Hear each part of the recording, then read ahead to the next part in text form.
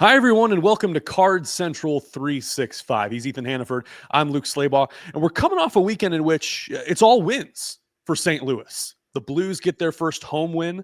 The Missouri Tigers moonwalk their way into a win at Auburn.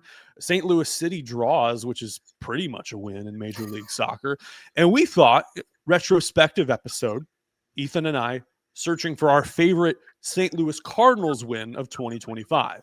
You only had 78 or so to deal with, so you had a 1% chance of being right. But we would love for you all to comment in the section. What was your favorite win of the year? And maybe what bodes well for 2026, some lessons learned from wins. So, Ethan Hannaford, I know you had one at top of mind that you were pounding the table to talk about. I'm going to give you the floor. What was your favorite St. Louis Cardinals win in 2025? Thank you very much, Luke. It's always fun to be on with you here. Can we agree that the most fun month of the year for the Cardinals was May when they won like 19 games? I think they went 19-8. Can we agree that like the month that was by far their best was the most enjoyable one? Yes. Can I at least get that from you? In the words of Justin Timberlake, it's gonna be May. Okay. All right. Thank you. I appreciate that. I had never heard that quote, but I trust you. In sync. Is that what song is it from? It's called "It's Gonna Be Me." And then, since Justin Timberlake had this weird vocal fry and nasally Muni Kid type of voice, he says May, and people love Justin Timberlake's voice. Ever since he put out a song called "Supplies," I've been like looking the other way. But anyway, no, May was a great month. They say that the legends are born in May. I Oh, think that by is the way, what they this said. show brought to you by DraftKings. The crown is yours. Sorry.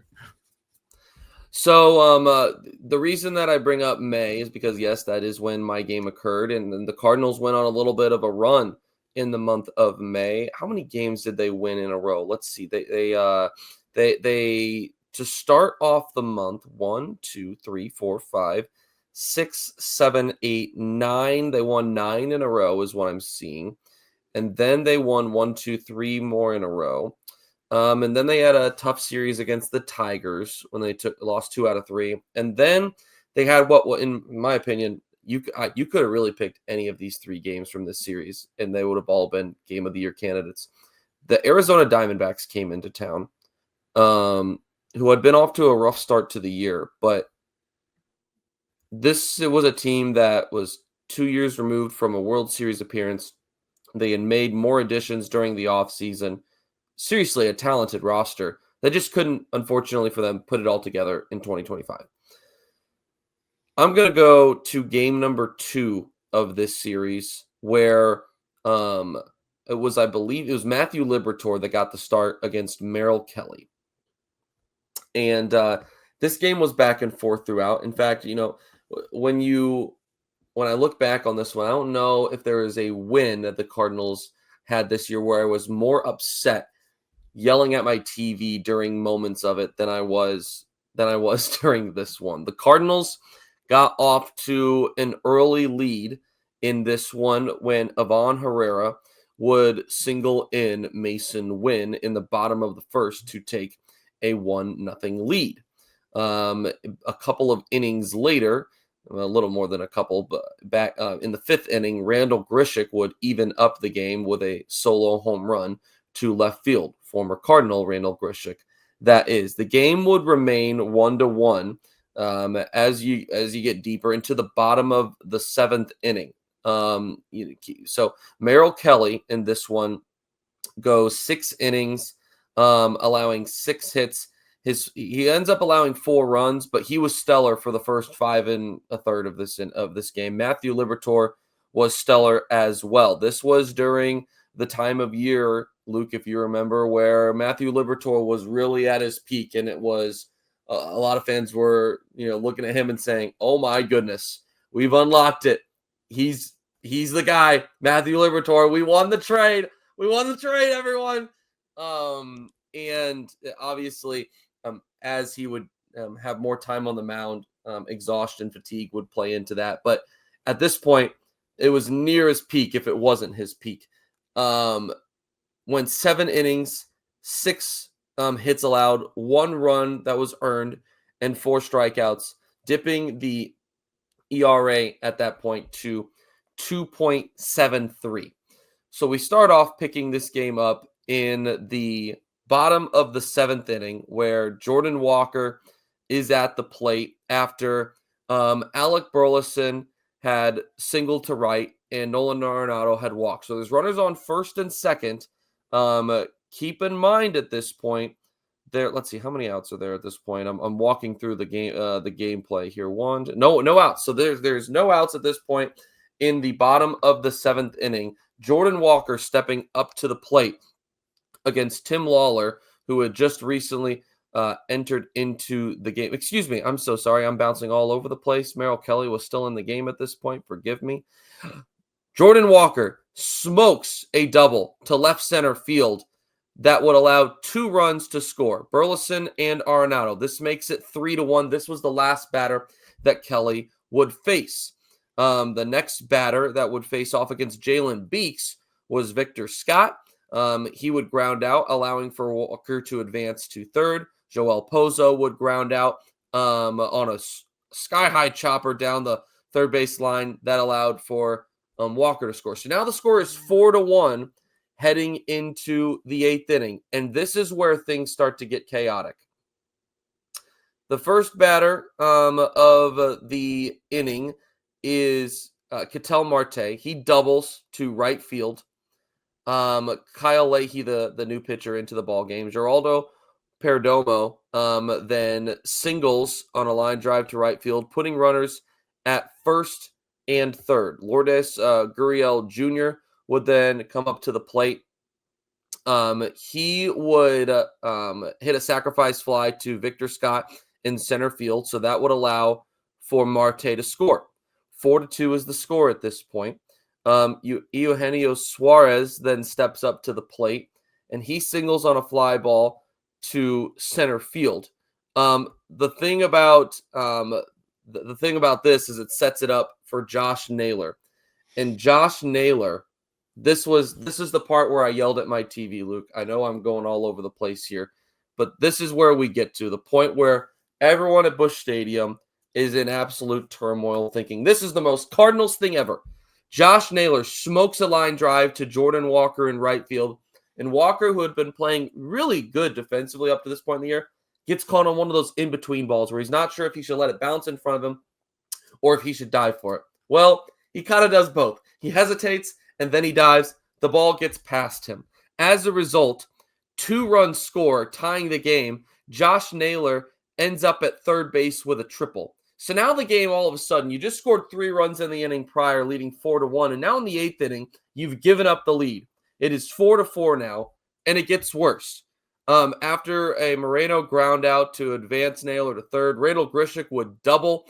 But here's the part that will make you sick to your stomach. Grishuk's double wasn't a line drive to the gap. It was a pop-up, the shallow center field, where Nolan Gorman, Mason Wynn, and Victor Scott all just kind of stared at it as it dropped in between them. And it allowed for a run to score, making it 5-4. So now you're like, well, what would have been an awesome win later in the game, you've given up, you're going to lose now. Fortunately, the Cardiac Cardinals said, no, we're not going to allow that to happen. Bottom of the 8th inning comes around after Brendan Donovan led off the inning with a swinging strikeout. Ivan Herrera would walk, and Alec Burleson would double, putting runners at second and third for Nolan Arenado. Arenado would ground out, which would allow for Herrera to score and Burleson to move up to third. And Jordan Walker would come up again in the bottom of the 8th inning after just an inning earlier, stepping up with a huge 2-run double. The half inning prior, allowing for the game to, for them to lose the lead. And Jordan Walker would single to center field, tying up the game. Burleson would score, giving them the lead. Burleson would score. Cardinals have a 6-5 lead at this point. Storybook epic stuff. Just when you think, all right, well, if you have 2024 Ryan Helsley at this point, Luke, then you're thinking this game's locked up. It's not over. They didn't have 2024 Ryan Helsley. They had 2025 Ryan Helsley, which meant that everything was on the edge of your seat. Are we going to pull off this win? The inning would start off with Pavin Smith singling to right field. Ketel Marte would then strike out swinging. Geraldo Perdomo would then walk, putting runners on first and second. Lourdes Gurriel Jr. would then, in a 7-pitch at-bat, ground out to Nolan Arenado at third. He made a really nice play. But both runners would advance. So second and third, 2 outs. Eugenio Suarez is at the plate, and Ryan Helsley gets him to strike out on 5 pitches, and the Cardinals get by barely with the go-ahead run at second base, the tying run at third base. I know it took me way too long to explain all that, but I just wanted to create the scenery for how hectic the 7th, 8th, and ninth innings were in that ball game. And for the Cardinals, in a year that felt like most of the time things went wrong for the Cardinals, May was a month where it felt like just about everything went right. And in my opinion, the pinnacle of everything going right was this ball game, one that had pure chaos, poor defensive play in the mix, but also timely and clutch hitting. This was my game of the year, win of the year for the St. Louis Cardinals.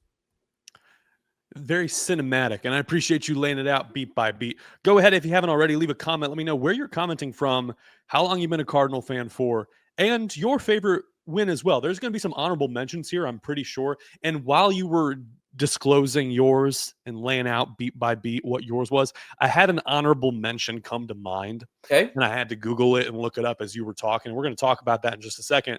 But first, let's talk about the heroes behind the heroes you see on the screen. The heroes behind you. It's DraftKings. The crown's yours. Missouri. DK Sportsbook is the top-rated sportsbook app in America, and it's coming soon to the St. Louis area, greater St. Louis, for a greater DraftKings. You can get $300 in bonus bets when they launch on December 1. Download now, place a $5 bet when they go live. Brings everything you need. DraftKings Sportsbook includes live in-game betting, lightning fast payouts, and endless ways to get in on the action, all right from your phone. And when they go live in Missouri, you'll be betting with the Sportsbook app trusted by millions, safe, secure, and having fast money withdrawals. Download the DraftKings Sportsbook app now and use the code STLSports to grab $300 in bonus bets with just a $5 bet when they go live December 1. That's code STLSPORTS in partnership with DraftKings Sportsbook. Gambling problem? Call 1-800-GAMBLER. 21 plus, physically present in Missouri. Eligibility restrictions apply. Bonus bets expire 7 days after issuance. Excludes customers who redeem pre-launch sign-up offer. Terms at sportsbook.draftkings.com/promos. The thing I really like about this episode, Ethan, is that we approached this in very different ways. In that you went for the edge of your seat, screaming at the TV type of win. And I envy you for that, because there are some good candidates, especially in the first half of the season. And while you were talking, it brought to mind my honorable mention, and I'm sure Cardinals fans are thinking of this in the back of their mind. I'll take you back to June 21st at home against the Reds. 6-5, the final score, walk-off fashion in 11 innings. And that was a Saturday afternoon game at Busch Stadium. Sonny Gray goes 5 innings. He's all right. 1 earned run. The Cardinals are up against the Reds, 2-1 at that point. Steven Matz comes in, can't close the door. He blows the save, gives up 3 runs in the 7th, so that is credited as a blown save. And then some late theatrics. Nolan Arenado ties it in the bottom of the 9th with a solo shot to keep the Cardinals in it. It goes to 11. Phil Maton able to lock down the Reds. Miss you, Phil Maton. And then Joel Pozo with a RBI single in the bottom of the 11th to walk it off. Alec Burleson had a home run in the first inning there. Mason Wynn had a clutch hit there. 3 2-out RBIs by the Cardinals. And a win that put them at 42-35 for the season there in June. That also capped a 5-game win streak in the month of June. So that was my honorable mention. And I remember, I don't know if I covered that game for us, but I do remember the Arenado home run and being like, man, they're cooking. It wasn't the best game, and pitching wise, I mean, left a lot to be desired, but I thought, that was a good one. However, you said that, you're into the engaged, the highs and the lows. Man, we got too much heart disease in this country. And for me, I am a stand up, squint at the TV, like the Blues beating the Stars. Like third period, I'm taking notes and also like trying to like see what's going on away from the puck. And like I'm stressful. I don't like stressful wins in the moments.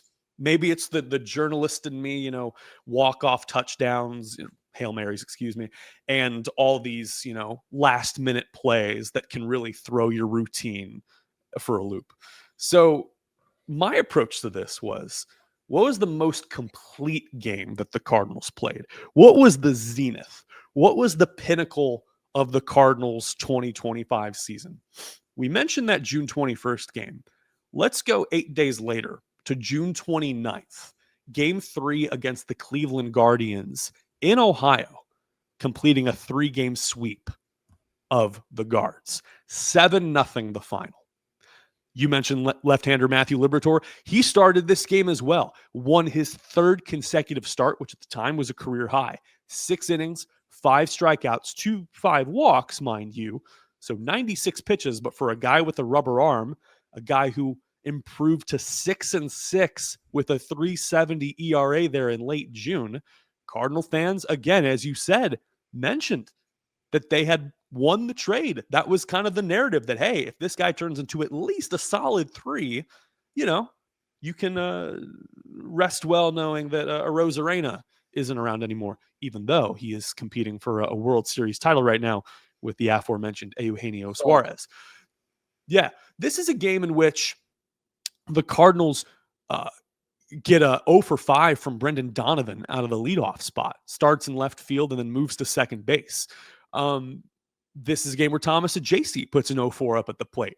But it starts off with Nolan Gorman, top of the first, 2 outs, 2 runners on against left-hander Logan Allen.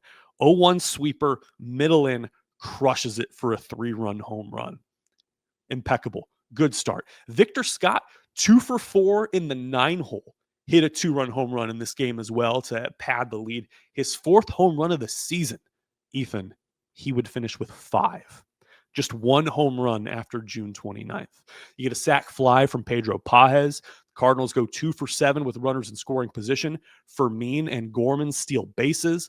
Libby picks off Angel Martinez at first base. This is everything. The 2 Phoenix boys, the childhood buddies, Liberatore and Gorman, both MVPs in this game. You get a double from Arenado. And at the time, the Cardinals improved to 9 games over 500. They were playing 500 ball on the road. The Guardians, conversely, were 2 games under 500, but because that division was so crappy, they were in second place, and they ultimately made the playoffs in the wild card spot. At the time, Ethan, the Cardinals had the highest odds per Fangraphs to win the division. They were at a 50% chance on June 29th. And to make matters even better, this game was free to the people. You did not need a cable subscription. You did not need anything. Right? It was the Roku game. Yeah, and listen, we give Roku a lot of flack here. And again, I did an East Coast show all season, so I watched more Roku games than I wanted to. It is honestly like Roku has the model that the MLB postseason should, because the TBS productions, like I can't.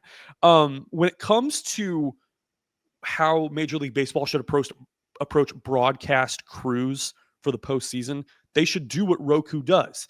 Get a play-by-play man from one team, get a color commentator from another, and then free-for-all when it comes to sideline reporter. What TBS is doing, and the TBS tried, but you're having an NBA reporter do sidelines, and I mean, back in the day, Aaron Andrews did, postseason baseball for Fox, and it was like, yeah, it's the big names, but you've got the diehards who are the main audience. Yes, it's for a national audience. Yes, they dumb it down. But also, give me some people that got some information. Give me some people with nuggets. And that is what made, I think, the Roku broadcasts kind of fun. It was anything but Peacock. It was Tom Hamilton and Brad Thompson for that game. And it was, they did a great tribute to Hamilton, who had just the offseason before been honored with the Ford Frick Award which both Skip Carey and John Rooney are up for this year. Skip, Chip's dad, and John Rooney, so hopefully, that goes to one of them. But so they did a great tribute. I remember that specifically, and that was a great broadcast. I do remember that, and I enjoyed it. But I also remember, was it not like an 11 o'clock first pitch? Most Yeah. always have early start times, which is so weird to me. But either way, I digress. MLB Sunday leadoff. Mhm. Final thoughts as we wrap up our retrospective here. Just trying to keep it light. This has generally not been a spin zone when Ethan and I are on 365 here on STL Sports Central, but we need a little bit of a light, a little bit of levity as we celebrate some wins in the greater St. Louis area. Tough year overall for the Cardinals. Doesn't mean there weren't positives to take away from it. But overall, a tough year, a year that fans aren't used to. But it does not mean that there weren't some little gold nuggets of moments mixed in there. We certainly had some of those in St. Louis, and I think that we named a couple of the quite a few that we experienced this past year in the 2025 season. And hopefully many more to come, starting with the Tampa Bay Rays at Busch Stadium on March 26th. He's Ethan Hannaford. I'm Luke Slabaugh. This has been Card Central 365, presented by DraftKings. The crown is yours. Have a good day.